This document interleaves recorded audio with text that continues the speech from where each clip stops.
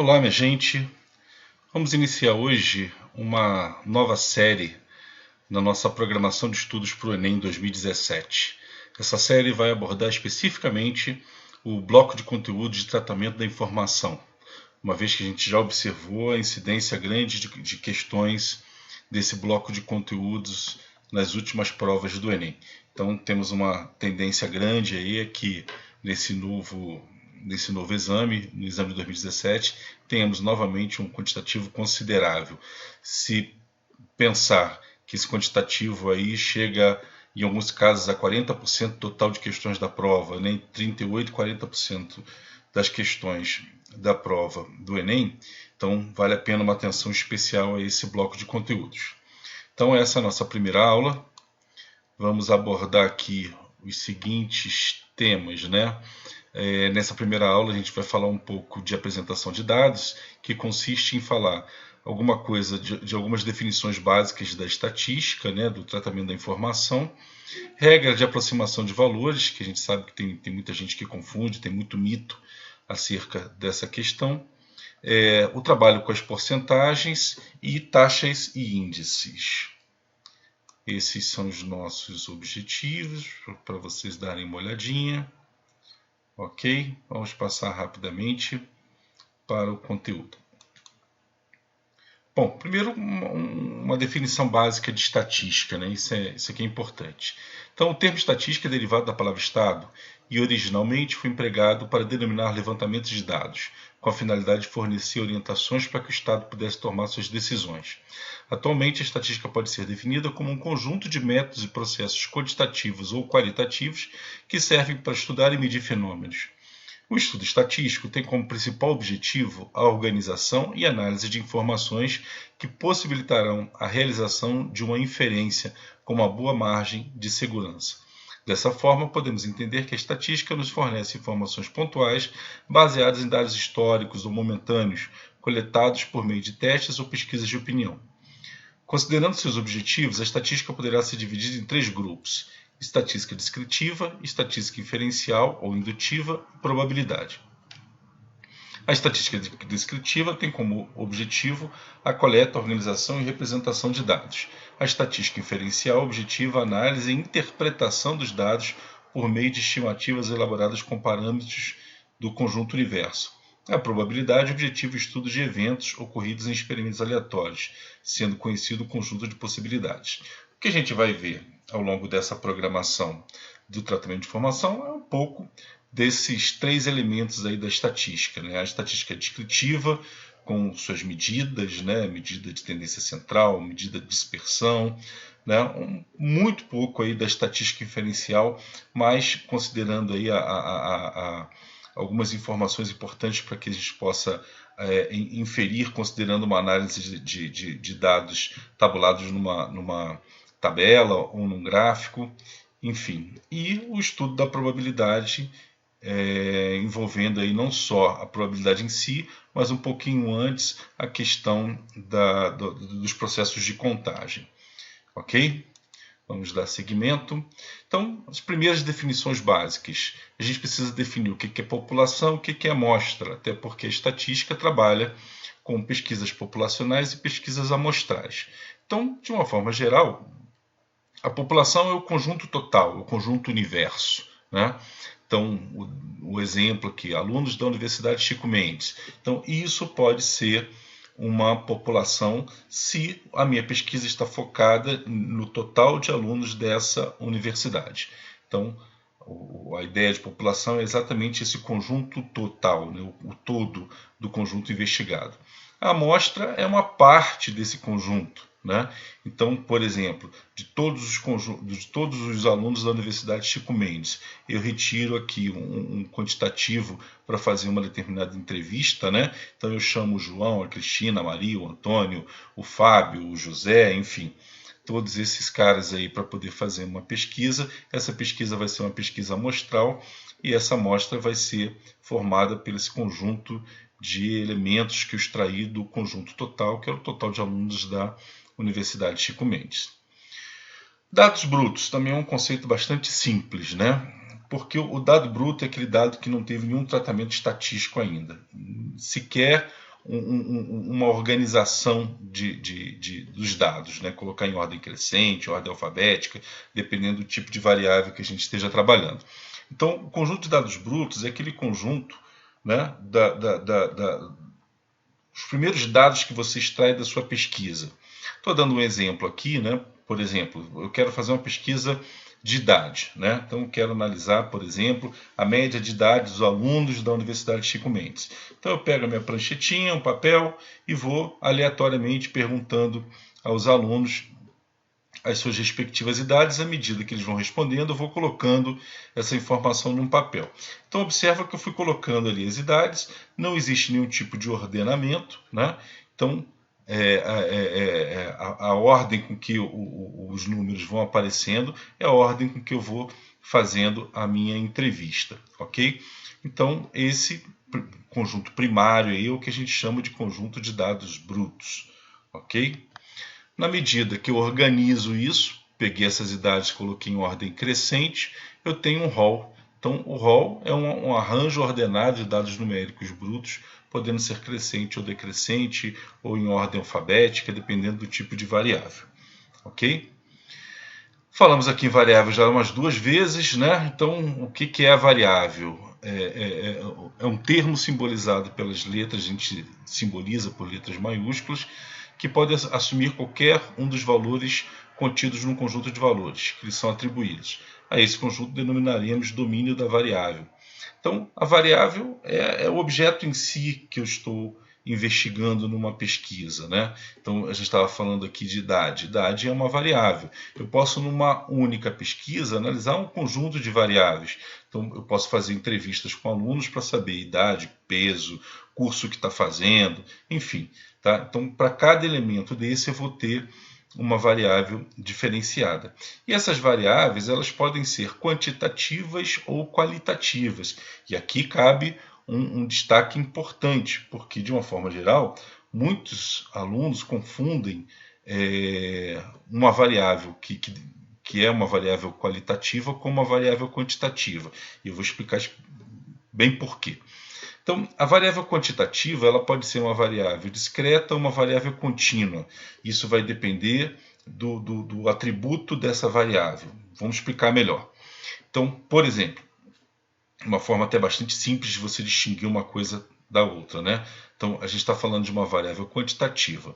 Ela vai ser discreta quando ela puder ser representada exclusivamente por números inteiros. Ela vai ser contínua quando ela puder ser representada por valores não inteiros, por fracionamento da unidade. Então, por exemplo, a gente está falando aqui, alunos do curso de administração da Universidade Chico Mendes. Eu posso ter 2.000 alunos, eu posso ter 3.000 alunos, eu posso ter 2.550 alunos, mas eu nunca vou ter 2.550,3 alunos. Não faz sentido. Então, essa variável, quantidade de alunos, por exemplo, ela só admitirá quantidade, uma representação inteira, né? Então, eu só vou poder representar os valores dessa variável por números inteiros. Não faz sentido dizer que existe 2,3 alunos, 5,1 alunos, isso não existe, né? Então, eu não consigo fracionar a unidade, né? Então, essa variável vai ser uma variável discreta. Outro exemplo, livros da biblioteca, né? Carros no estacionamento, produção de bicicleta, enfim.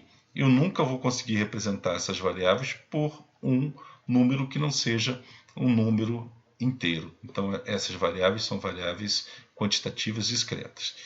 E contínua, aí é fácil, né? Você tem, por exemplo, peso, né? Então, eu posso ter 90,3 kg, por exemplo. Tá? Então eu consigo fracionar a unidade. Salário, eu posso ganhar 5,7 salários mínimos ou salários de referência, enfim. Então eu consigo fracionar a unidade. Então, quando eu estou falando de uma variável quantitativa, eu preciso observar que ela pode ser discreta ou ela pode ser contínua. Ela vai ser discreta quando seus valores só poderão ser representados por números inteiros. Ela vai ser contínua quando eu puder fazer o fracionamento da unidade. Fica fácil. No caso das qualitativas, eu também tenho 2 possibilidades. Ou elas são nominais ou elas são ordinais. Então, o ser nominal é simples, né? quando ela representa uma determinada categoria, né? Então, cursos, né, da faculdade, por exemplo, modelos de automóveis, né? Então eu posso ter aí valores, né, nomes que vão representar os resultados dessas variáveis, né? No caso de ser ordinal, se isso significa um determinado ordenamento, primeiro, segundo, terceiro, né? Então fica fácil a gente distinguir aqui também, tá? Aqui alguns exemplos, né? Variável qualitativa representa uma categoria, o exemplo aqui, os municípios de onde saíram os estudantes. Então, um bom exemplo aqui, né? Os municípios de onde saíram os estudantes da Universidade Chico Mendes, né? Os estados de onde saíram esses estudantes, né? O nome desses estudantes, os cursos que eles fazem, né? Então, exemplo aqui de uma variável qualitativa nominal. O outro exemplo é a posição dos 10 melhores alunos do curso de administração. Então, eu tenho aqui uma variável, né? Posição dos 10 melhores alunos, né? Posição desses 10 melhores alunos é uma variável ordinal. O que é importante a gente atentar, né, nessa distinção é pelo seguinte: existe uma dúvida bastante comum, né, acerca daquilo que é efetivamente um número, né? Então, um número, pela sua essência, ele tem que representar uma quantidade, né? Então, ele é a representação de uma quantidade. Então, um erro muito comum, né? Isso a gente vê em livros didáticos, né? O senso comum, as pessoas falam isso na rua, né? Então, você encontra uma menininha bonitinha na balada e você pede para ela o número do celular, ok? Aquilo que ela vai te dar não é um número, logo não é uma variável quantitativa. Aquilo é um código, beleza? Então, embora a gente fale de número de celular, aquilo não representa uma quantidade. Então, o número de celular não pode ser identificado, por exemplo, como uma variável quantitativa, e sim como uma variável qualitativa nominal. Perfeito? Outros exemplos comuns, né? O número da placa do seu carro. Ora, pois, que raio de número é esse que tem 3 letras e 4 algarismos? Né? Então, uma coisa que é importante a gente sempre observar é o seguinte: nem tudo que tem letra é palavra, nem tudo que tem algarismo é número. Então, nesse caso, eu não tenho um número da placa, eu não tenho um número de celular, eu não tenho o número do seu CPF, né? O número do Renavan do seu carro. Então, não são representações de quantidade, não podem ser entendidos como variáveis quantitativas, e sim como variáveis qualitativas. Ok? Vamos em frente. Aqui da variável quantitativa, o exemplo, a altura altura dos alunos do terceiro período de administração. A altura, né, é uma grandeza, então admite fracionamento. Eu posso ter, né, 1,5 metros, né, 1,5 metro, eu posso ter com tranquilidade. Né? Então, estou falando aqui quando que ela é discreta, quando ela é contínua. Idade dos alunos do terceiro período de administração, exemplo de uma variável discreta. Não existe essa história de eu ter 17,5 anos. Né? Não existe esse negócio, ou você tem 17 ou você tem 18. Perfeito? Frequência, um conceito também importante, né? É o número de vezes em que uma determinada observação se repete, né? O número de vezes que um determinado valor da variável se repete. Então, quando a gente está olhando uma tabelinha como essa aqui, né? Então, aqui, por exemplo, eu tabulei as idades daquela pesquisa que foi feita anteriormente, né? Aquele conjunto de dados brutos, a qual transformamos no rol, e aqui montamos uma tabela de distribuição de frequência. Então, colocamos aqui as idades, observa que elas não se repetem, né? E a repetição está sendo representada aqui pela frequência. Então, a leitura que a gente faz disso é a seguinte: eu entrevistei 2 alunos com idade de 18 anos, 3 alunos com idade de 19 anos, 2 alunos com idade de 20 anos, e assim sucessivamente. Então, eu entrevistei um total de 23 alunos. Um erro comum aqui é se contar a quantidade de valores da variável aqui, né? 1, 2, 3, 4, 5, 6, 7, 8, 9, 10, 11, 12, e se achar que a pesquisa foi feita com 12 participantes. Não, não é isso. Né? Porque aqui eu não estou contabilizando as repetições estão sendo contabilizadas aqui. Então foram 2 alunos com 18 anos, 3 alunos com 19 anos, 2 alunos com 20 anos, assim sucessivamente, num total de 23 alunos entrevistados. Ok? Vamos em frente. Regra de aproximação, isso aqui também é importante, vale para matemática, vale para física, tá? Existem mitos em relação a isso aqui, né? Mas a ideia é bem simples, né? Então eu estou botando um desenhozinho aqui da reta numérica para observar, por exemplo, o valor 3,57, ele está mais próximo do 3,6 do que 3,5, né? Então a aproximação ela serve exatamente para isso, né? Em alguns casos, em muitos casos, a gente é obrigado a fazer aproximação, né?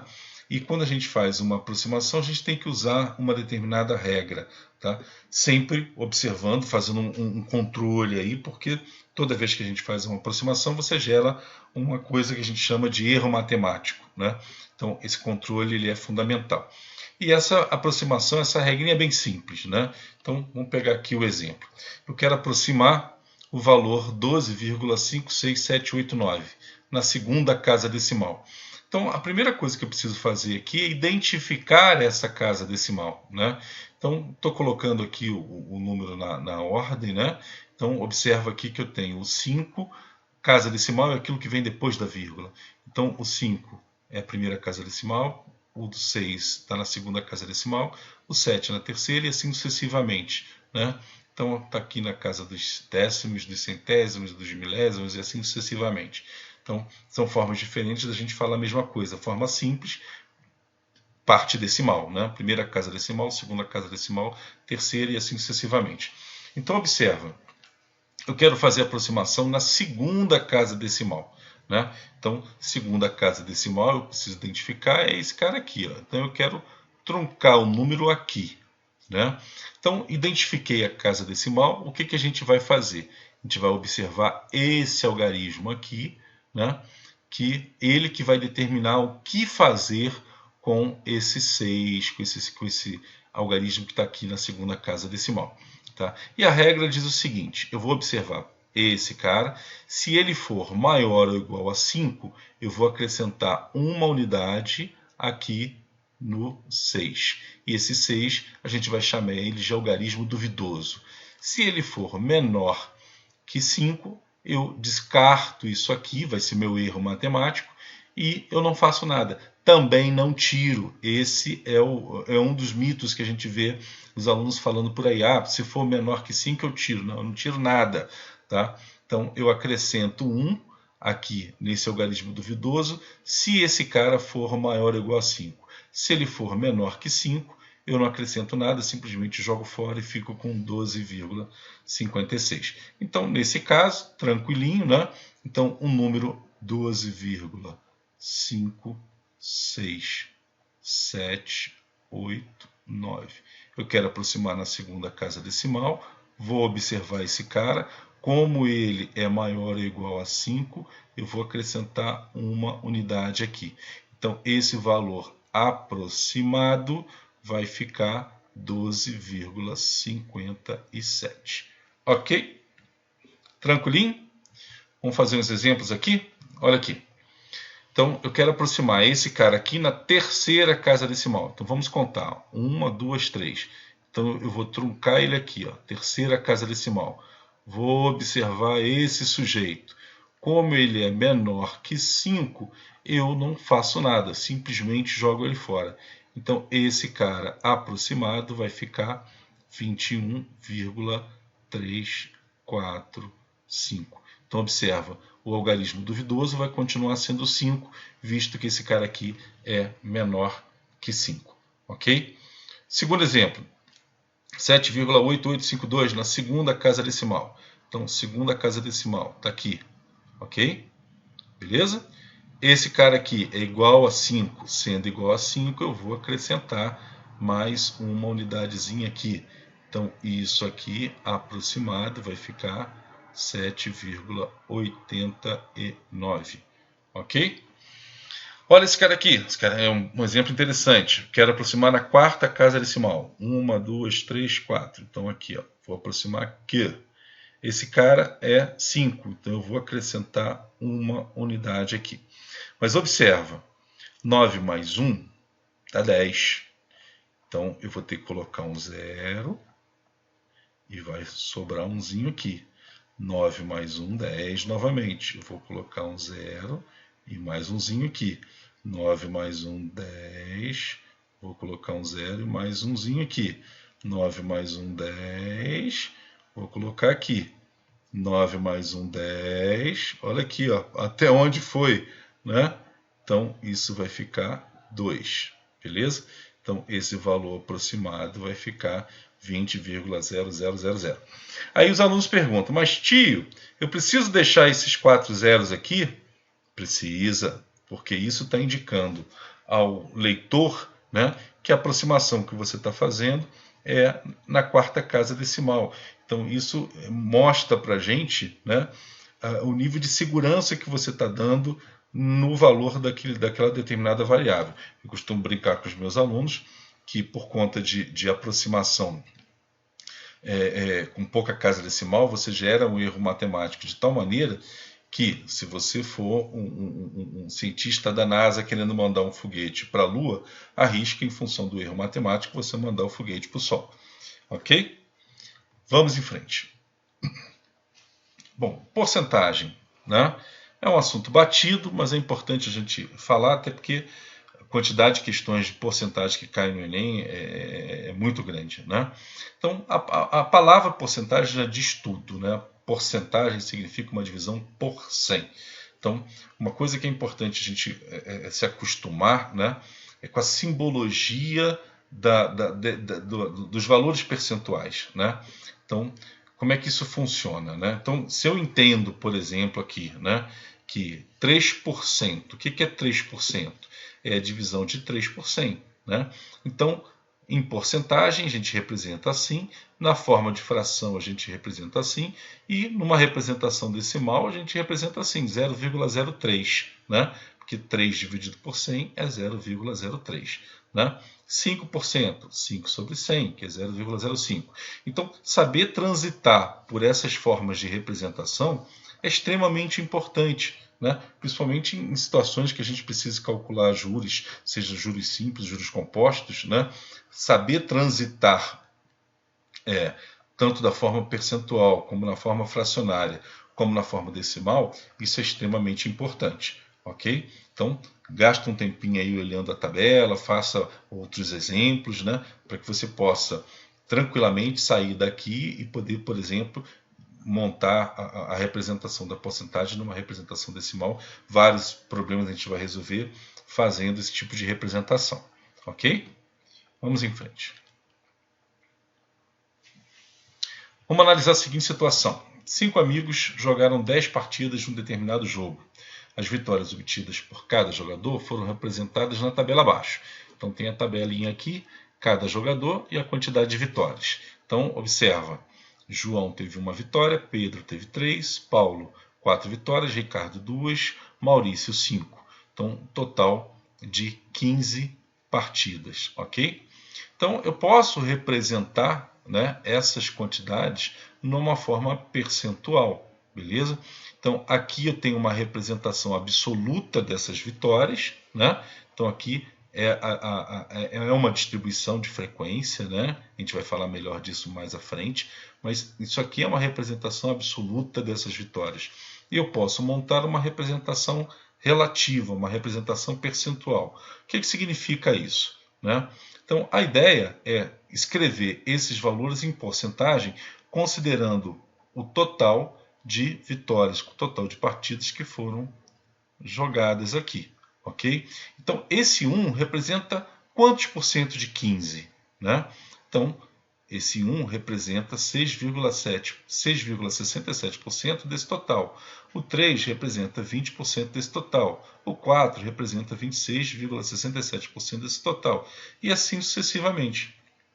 Agora, a pergunta que não quer calar é: como que a gente faz essa continha? Muito fácil, muito tranquilo. Vamos lá.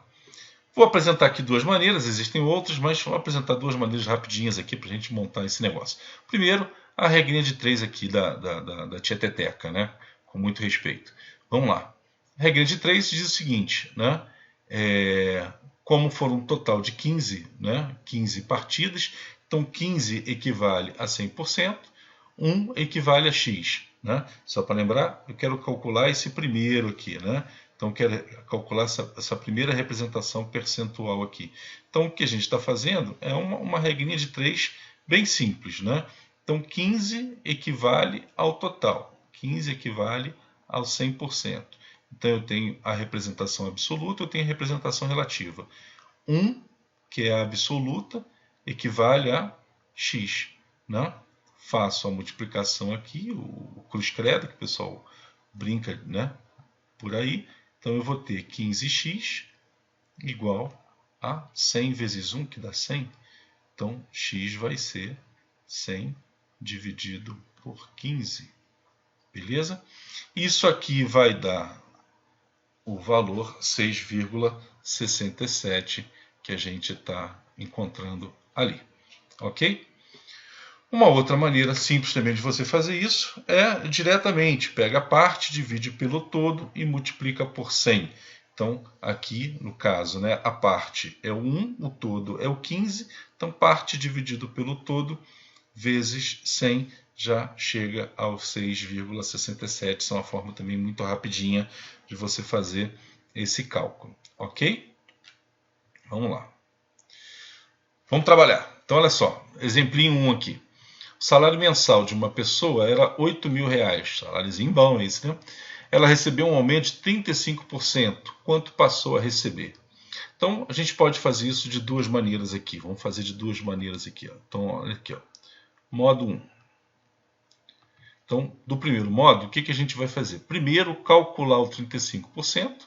Né? Então, para calcular o 35%, basta eu pegar o 8.000 e multiplicar por 35%. Olha só, eu vou fazer isso de uma maneira, só para você entender, mas depois eu já não vou fazer mais assim não.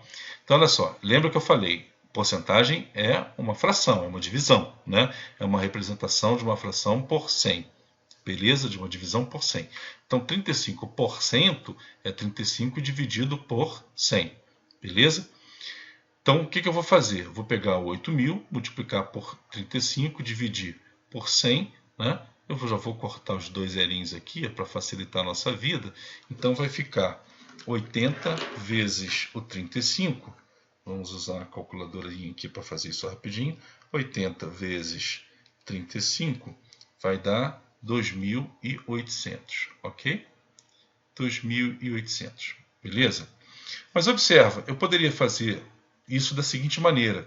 35% é 0,35. Lembra que eu falei da transição, né? Então, aqui eu estou transformando a porcentagem numa fração. Aqui eu estou colocando a representação decimal dessa porcentagem. Então, eu posso simplesmente pegar o 8.000 e multiplicar por 0,35, que vai dar o mesmo 2.800. Ok? Enfim, então, meu salário, né? Meu salário novo vai ser formado pelos 8.000 mais o aumento, que é 2.800. Então, isso aqui vai dar um salário bom, R$10.800 vai ser o meu novo salário. Ok? Vamos fazer isso aqui de uma outra maneira. Modo 2. De uma forma mais direta, né? De uma forma mais direta, é o seguinte. Você observa que eu estou pegando 100%, isso aqui equivale a 100%, e isso aqui equivale a 35%. Ok? Beleza? Isso aqui em decimal, né, eu vou representar como 1, e isso aqui como 0,35.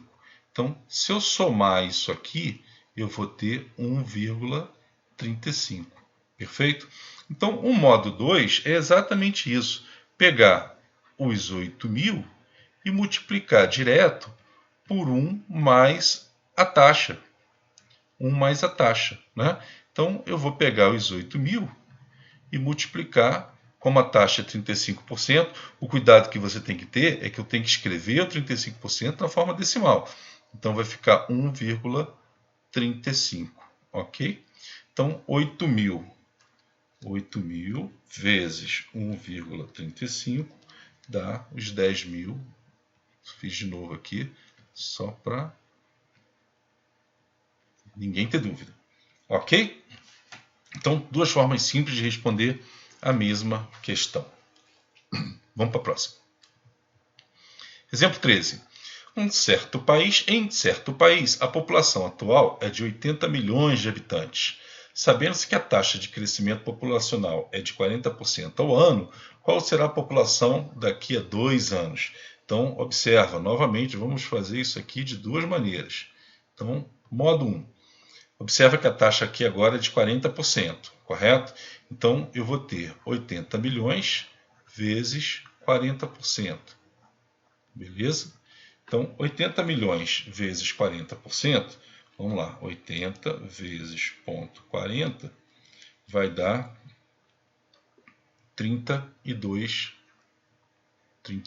milhões, ok? Então, eu vou ter, num primeiro momento, né, após um ano, a população vai ser de 80 milhões mais 32 milhões, que dá 112 milhões de habitantes. Perfeito? Só que aí, de novo, eu tive um crescimento de 40%. Então, de novo, eu vou ter 112 vezes 0,40. 112 vezes 0,40 vai dar 44,8. Beleza? Então, a população 2 vai ser os 112, que era a população 1, mais o 44,8, que vai dar 156,8 milhões de habitantes, ok? Mas podemos fazer isso também de uma segunda forma, beleza? Usando aquela mesma ideia. Então, observa, eu vou ter 80 milhões, 1,40, né? Porque é 1 mais a taxa, 1,40, né? Só que eu vou ter esse 1,40 duas vezes, né? Então, eu vou ter 1,40 vezes 1,40. Por quê? Porque são 2 anos, né? Então, de uma forma geral, até porque a gente vai utilizar essa formulazinha, né, em outras situações, eu posso dizer que esse valor final aqui, né, vai ser o valor inicial vezes 1 mais a taxa elevado à quantidade de tempo. Perfeito? Então, a gente vai ver isso também lá em juros compostos, né? Então, 1,4 elevado a 2. Então, vamos ter 1,4 elevado ao quadrado, que dá 1,96 vezes 80, que dá direto aqui o 156,8 milhões de habitantes. Ok? Beleza? Vamos seguir.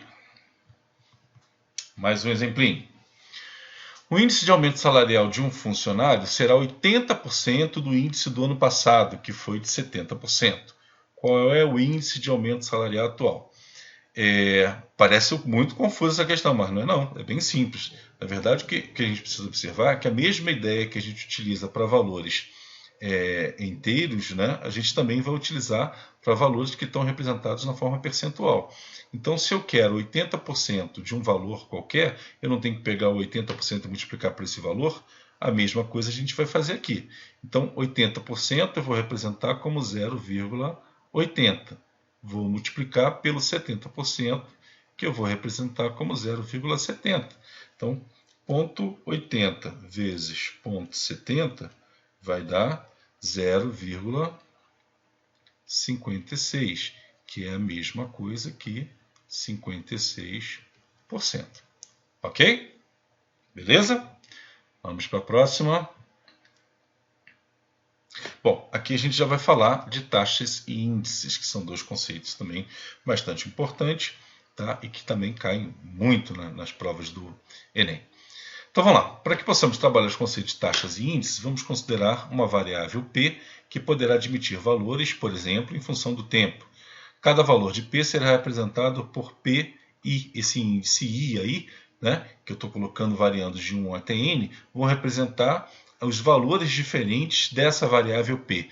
Então eu vou ter uma série, né, formada por esses valores de P, que eu estou chamando, estou simbolizando de P1, P2, P3, P4, P5, Pn, enfim, beleza? Então essa série aqui vai representar os N valores dessa variável P, ok? Então, o primeiro conceito que trabalharemos será o conceito de variação absoluta, né? Vamos simbolizar essa variação aqui, é muito comum a gente simbolizar essa variação pelo delta. Você vai ver que isso é utilizado em várias outras situações, né?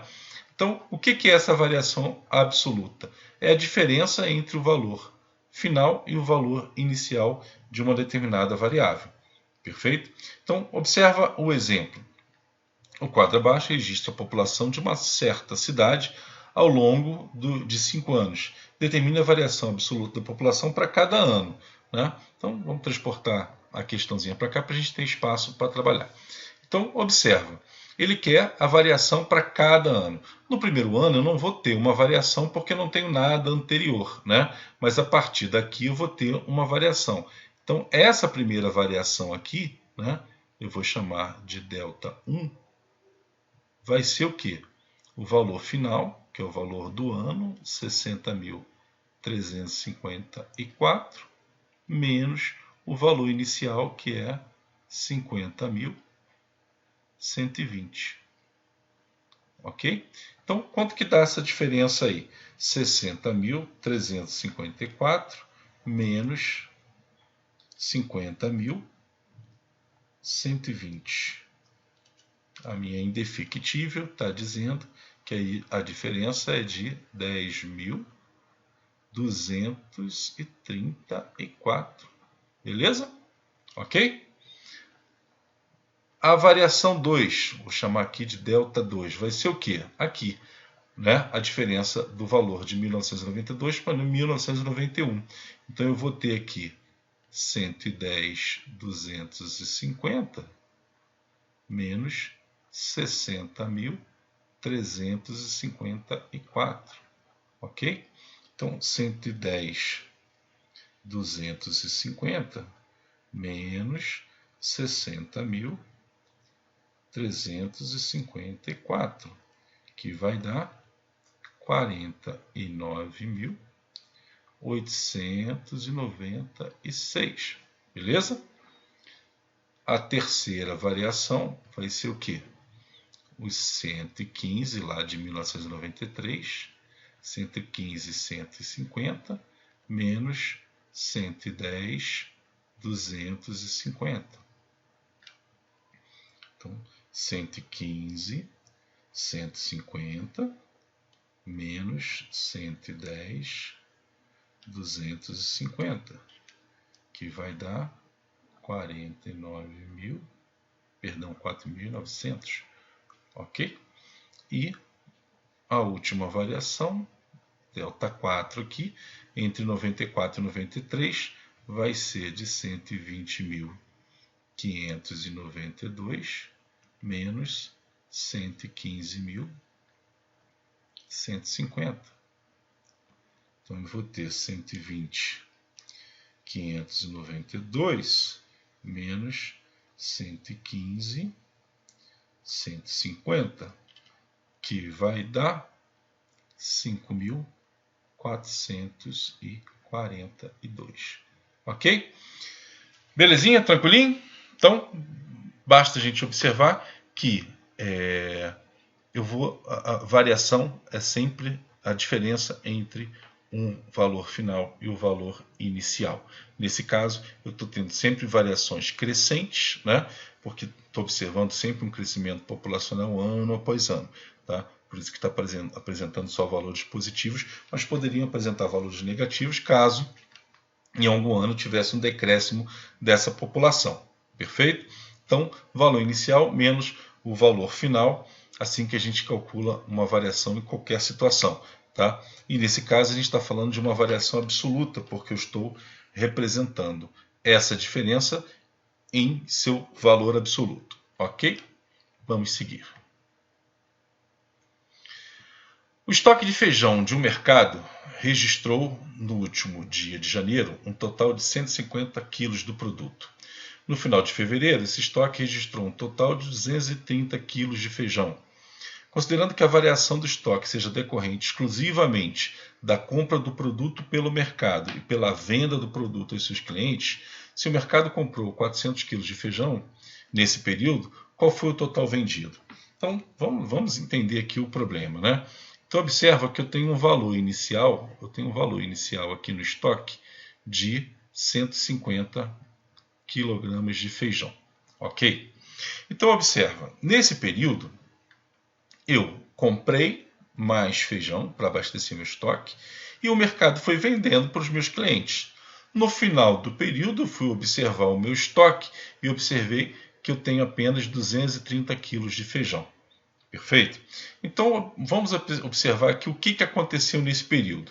Então, eu tinha os 230, comprei 400 quilos de feijão, né? Vendi um determinado valor, que eu estou chamando aqui de V, e no final, o que eu observei é que o meu estoque tem 230 quilos de feijão. Beleza? Então, esse aqui é a análise, né, a modelagem matemática do que está acontecendo aqui na descrição do problema. Então, eu tinha, fizemos uma besteira aqui, né, 230, né, aqui é 150, é o estoque inicial, 150, vamos corrigir aqui. Comprei 400, né, vendi uma determinada quantidade, que eu não sei quanto que é, então saiu do meu estoque e no final tive aqui 230 quilos de feijão no meu estoque. Então aqui eu vou encontrar 550 quilos, né? A soma desse trem aqui, tá? Menos o valor vendido, isso vai ser 230. Então eu posso dizer que a quantidade vendida vai ser o 550 menos o 230. Beleza? Tranquilinho? Então, 550 menos 230 vai me dar aqui 320 quilos. Então, eu vendi 320 quilogramas de feijão. Perfeito? Tranquilinho?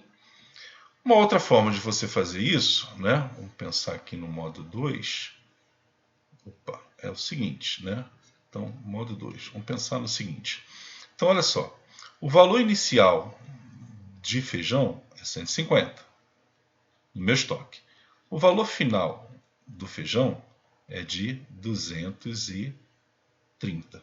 Vamos calcular aqui a variação? Então, observa, a variação desse valor vai ser o quê? 230 menos 150. 230 menos 150 vai dar o quê? 80. Beleza? Então, a variação do meu estoque é de 80. E essa variação é decorrente do quê? Do que eu comprei a mais e do que eu vendi de feijão. Perfeito? Então, se o que eu comprei a mais foi 400 quilos, né? A hora que eu pegar 400 quilos e subtrair dessa variação, eu vou ter o quanto que eu vendi de feijão, que vai dar os 320 quilogramas. Ok? Beleza? Vamos seguir em frente. Outro exemplo. Um carro possui um tanque de gasolina que cabe 50 litros. O motorista do carro, ao parar num posto para colocar gasolina, observou que o marcador de combustível registrava 1/4 do tanque cheio. Ao final do abastecimento, o mesmo marcador registrou 3/4 do tanque cheio, quanto a gasolina foi colocada no tanque do carro. Então, um ótimo exemplo aí de cálculo de variação, né? Sendo que nesse caso é bom primeiro a gente identificar quanto que efetivamente tinha no tanque. Então, no tanque, o valor inicial, né, é 1/4 de 50 litros, né? Então, 1/4 de 50 litros é os 50 litros dividido por 4, que vai dar 12,5, né, litros de combustível, ok? O valor final, coloquei gasolina, né? Então, pedi lá para o frentista colocar um tanto lá de gasolina e observei que o tanque final ele equivale a 3/4 do tanque cheio, 3/4 de 50. Então, 50 vezes 3 dividido por 4, que vai dar 37,5 litros. Beleza? Então, a variação aí do total de gasolina, né, que é exatamente a quantidade de gasolina que eu coloquei, vai ser o valor final, 37,5, menos o valor inicial, 12,5. Então, 37,5 menos 12,5 vai dar 25 litros, né? 25 litros foi o total de gasolina que eu coloquei no carro, beleza? Ligando o carro, seguindo em frente, vamos embora. Vamos lá. Então a gente falou de variação absoluta, né? Vamos falar agora de variação relativa, né? Então essa variação absoluta ela pode ser representada por um valor percentual. E essa representação na forma percentual é o que a gente chama de variação relativa, né? Então, para eu calcular a variação relativa, o que eu faço? Pego a variação absoluta e divido pelo valor inicial, né? Então, eu tenho a variação absoluta é a diferença entre o valor final e o valor inicial, né? Para eu transformar isso numa representação percentual, eu quero mostrar o quanto que essa diferença representa do total anterior, né? Então, eu pego a variação absoluta e divido pelo valor inicial. Então, isso aqui que vai gerar para mim a variação relativa. Vamos pegar o exemplo aqui da nossa população, né? Então, vamos pegar aqui os resultados novamente, né? Então, o exemplo aqui anterior, exemplo 15, a gente já tinha calculado essas variações. Então, vou colocar aqui só os valores. Então, 60.354 menos 50.120, beleza? Então, aqui a variação absoluta é de 10.234, ok? Aqui, 110.250 menos 60.354, que vai dar 49.896. Aqui, 115.150 menos 110.250, que vai dar 4.900. E aqui 120.592 menos 115.150. Isso vai dar 5.442. Ok? Beleza. Então, esses são os valores da variação absoluta, né? Então, é a diferença entre um ano e o outro, né, na forma absoluta. Na variação relativa, eu vou determinar o quanto que isso representa percentualmente do valor anterior. Então, eu vou pegar esse valor aqui e dividir pelo valor anterior. Então, eu vou ter aqui 10.234 dividido por 50.120, que vai dar 0, vamos botar aqui na forma decimal, 0,20. Vamos botar aqui com 4 casas, 42 aproximadamente, né? E isso aqui pode ser representado como 20,42%. Basta que eu multiplique por 100, ok? A mesma coisa a gente vai fazer com os outros. Então, 49.896, que é a variação de 91 para 92, vou dividir pelo valor anterior. Então eu vou ter 49.896 dividido por 60.354. Já vou multiplicar por 100 aqui, então eu vou encontrar aqui 82,67% aproximadamente, né? Olha aqui que a gente já está utilizando a aproximação, né? Aqui 4.900 dividido por 110, 250. Isso vai dar 4,44%. 44%. Está aqui. O outro, 5.442 dividido pelo anterior, que é o 115, 150, que vai dar 4,73% aproximadamente. Ok? Beleza? Enfim, temos aqui a variação absoluta, temos a variação relativa. É importante observar que nem sempre, quando eu tenho uma variação absoluta grande, né, isso vai significar uma variação relativa também grande, né? Então, é importante a gente analisar isso, ok? Vamos seguir em frente.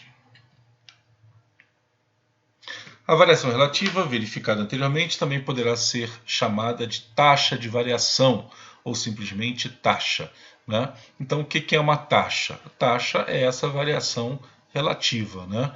Então, quando eu transformo a variação absoluta numa representação percentual, né, essa variação relativa, ela é também denominada de taxa de variação, simplesmente de taxa. Por ser determinada a partir de uma diferença, a taxa poderá ser positiva, nula ou negativa. Aquilo que eu falei anteriormente, vai depender dos valores final e inicial. Isso precisará ser observado quando necessitarmos analisar o contexto da aplicação deste conceito numa situação real. Temos várias situações em problemas do Enem em que se pede exatamente essa análise aí do contexto, e a gente vai verificar alguns casos a seguir. É importante verificar que a variação relativa estabelece uma comparação entre a variação e o valor inicial, aquilo que eu falei anteriormente. Então, é importante observar que essa variação relativa é sempre, né, uma comparação entre essa variação absoluta e o valor inicial. Quando a comparação é entre o valor final e o valor inicial, essa será denominada por índice de variação. Então vamos lá. O que é uma taxa e o que é um índice? A taxa é a variação relativa, beleza? Fiz a variação absoluta, dividi pelo valor inicial, né? Deixei isso em decimal, transformei em porcentagem, não importa. O que eu tenho aí é uma taxa. O que é o índice? É a comparação entre o valor final e o valor inicial, ou seja, é a razão entre o valor final e o valor inicial, né? Então, quando eu estabeleço aqui a divisão entre o valor final e o valor inicial, o que eu tenho? Um índice. Quando eu estabeleço a comparação entre a variação absoluta e o valor inicial, o que a gente tem é uma taxa. Ok? Beleza? Vamos seguir aqui.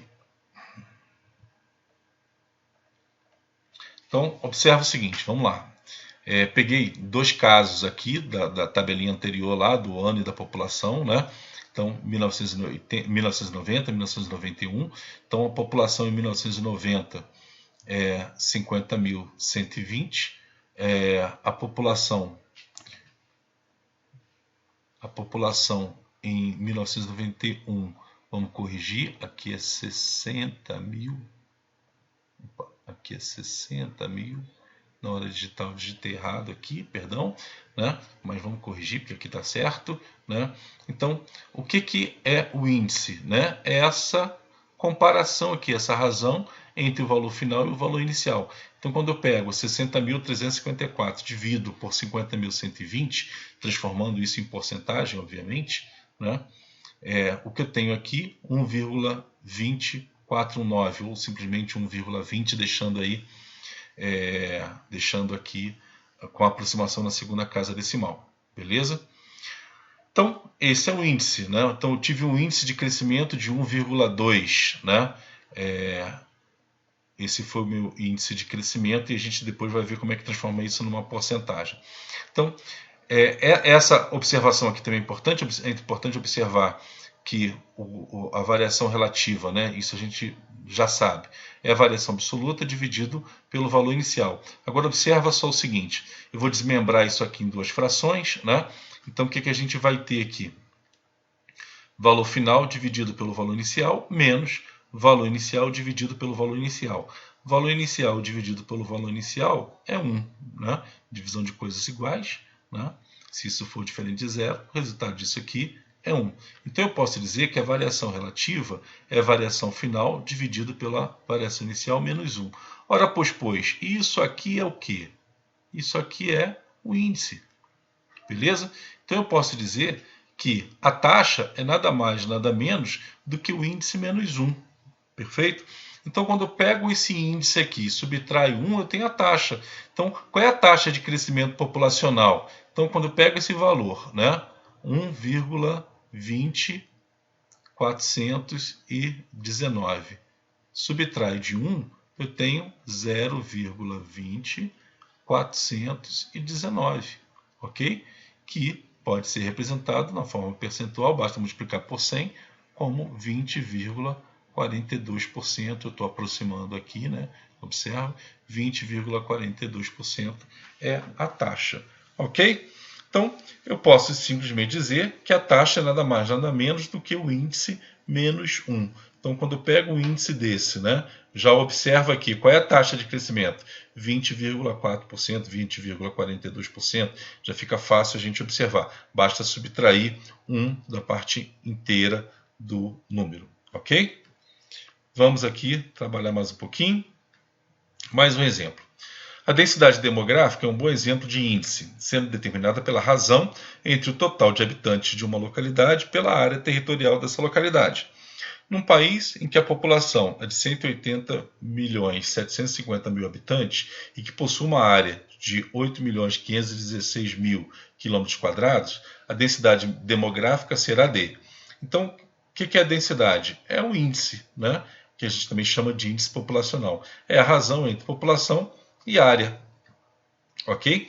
Então, teremos aqui o total da população, 180.750.000, dividido pela área, 8.516.000 metros quadrados. Fazendo a divisão, encontramos aqui 21,23 pessoas, né, ou habitantes, por quilômetro quadrado.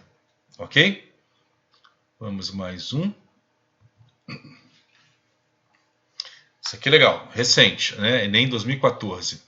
Boliche é um jogo em que se arremessa uma bola sobre uma pista para atingir 10 pinos, dispostos em uma formação de base triangular, buscando derrubar uma maior quantidade de pinos. A razão é entre o total de vezes em que o jogador derruba todos os pinos e o número de jogadas determina seu desempenho. Em uma disputa entre 5 jogadores, foram obtidos os seguintes resultados. Então, o jogador 1 derrubou todos os pinos 50 vezes em 85 jogadas. O jogador 2 derrubou todos os pinos 40 vezes em 65 jogadas. O jogador 3, 20 vezes em 65 jogadas. O jogador 4, 30 vezes em 40 jogadas. E o jogador 5, 48 vezes em 90 jogadas. Qual desses jogadores apresentou maior desempenho? Então, vou fechar aqui, dá para acabar antes de carregar a bateria, fica tranquilo. Então, vamos lá. A razão entre o total de vezes em que o jogador derruba os pinos e o total de jogadas é o que determina o desempenho. Então, a gente vai fazer vamos calcular esses índices para cada um deles. Então, para o jogador 1, vamos ter 50 vezes em 85 jogadas. Beleza? Então, 50 vezes em 85 jogadas, vamos ter 50 vezes dividido por 85. Então, isso aqui está dando 0,59 aproximadamente. Né? Jogador 2. Jogador 2, 40 vezes em 65 jogadas. 40 dividido por 65 vai dar 61.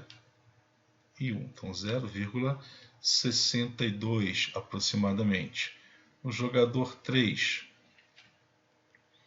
20 vezes em 65 jogadas também. Então, 20 em 65 vai dar 0,31 aproximadamente.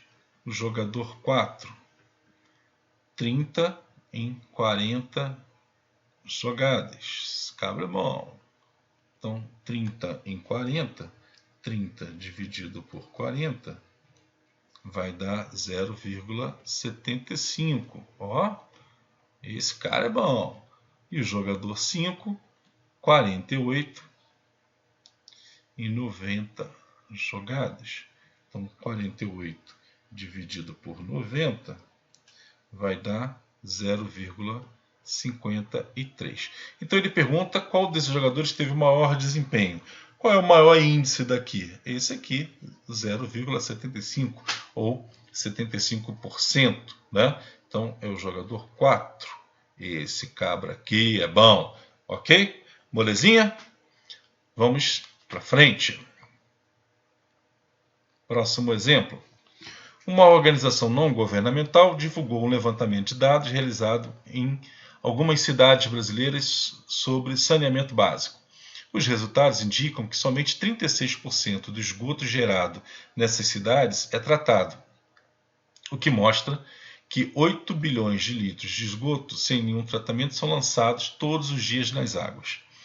Uma campanha para melhorar o saneamento básico em nessas cidades tem como meta a redução da quantidade de esgoto lançado nas águas diariamente, sem tratamento, para 4 bilhões de litros nos próximos meses. Se o volume de esgoto gerado permanecer o mesmo e a meta dessa campanha se concretizar, o percentual de esgoto tratado passará a ser... Vamos lá. Então, vamos observar aqui os valores. Né? Os resultados indicam que somente 36% do esgoto gerado nas cidades é tratado. Então, se 36% é tratado, né? Isso aqui é o esgoto tratado, sempre bom a gente destacar aqui, significa então que 64% do esgoto não é tratado, né? Não tratado. Ok? Vamos lá. A campanha, né? Aí ele está dizendo aqui 8 bilhões de litros de esgoto sem nenhum tratamento são lançados todos os dias nas águas. Perfeito? Uma campanha para melhorar o saneamento básico e necessidades tem como meta a redução da quantidade de esgoto lançado nas águas diretamente sem tratamento para 4 milhões. Então, ele quer reduzir a quantidade de esgoto não tratado de 8 para 4 bilhões. Então, ele quer reduzir a quantidade de esgoto não tratado em 50%. Perfeito? Então, observa só. Se ele quer reduzir de 8 bilhões para 4 bilhões, né, eu quero ter uma redução de 50% do esgoto não tratado. Então, quanto que vai dar 50% de 64%? Né? Então, 0,64 vezes 0,50. Beleza? Então, 0,64 vezes 0,50, que obviamente vai dar 0,32. Então, eu quero reduzir o esgoto não tratado de 64% para 32%. Aí a pergunta: se o volume de esgoto gerado permanecer o mesmo e a meta dessa campanha se concretizar, o percentual de esgoto tratado, olha aqui, o percentual de esgoto tratado passará a ser de... Se eu vou ter 32% de esgoto não tratado, significa que vamos ter 68% de esgoto tratado. Ok? Beleza? Então, vamos de novo aqui. Eu tenho 36% de esgoto tratado, 64% de esgoto não tratado. Então, aqui ele quantificou em valores absolutos esse esgoto não tratado. Então, ele quer partir de 8 bilhões de litros para 4 bilhões de litros. Ou seja, ele quer uma redução de 50% no esgoto não tratado. Então, uma redução de 50% significa que ele quer sair de 64% para 32%. Perfeito? Então, 32%, se eu subtraio isso de 100%, eu vou ter a quantidade de esgoto tratado, que vai ser agora de 68%. Ok? Belezinha? Acabamos aqui. Esses foram os conceitos básicos que nós trabalhamos. Então, conceito de variável, porcentagem, destaquei os mais importantes, né? Taxas, índices, variação, arredondamento, são os conceitos mais importantes que foram tratados. Beleza? Então, veja esse vídeo quantas vezes você precisar. Faça os exercícios propostos. Vamos publicar uma lista de exercícios aqui no blog, do direitoaeducação.blogspot.com.br. Discuta os exercícios com seu grupo de estudos, na escola, entre seus colegas que estão se preparando para fazer o Enem. E, por último, aí, busque novos exercícios com maiores níveis de complexidade. Ok? Belezinha? Um abraço, até a próxima.